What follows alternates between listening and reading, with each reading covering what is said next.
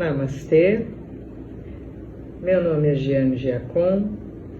Gostaria de falar um pouquinho a respeito da massagem terapêutica, tá? Que eu trabalho com ela há mais de 25 anos. Tá? Massagem terapêutica por quê?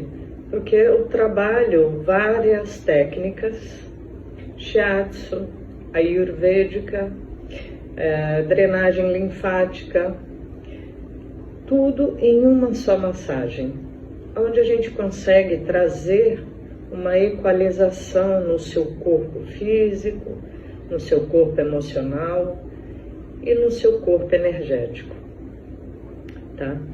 Então, no mesmo atendimento, se caso a pessoa goste de agulhinhas, eu posso fazer uma regulação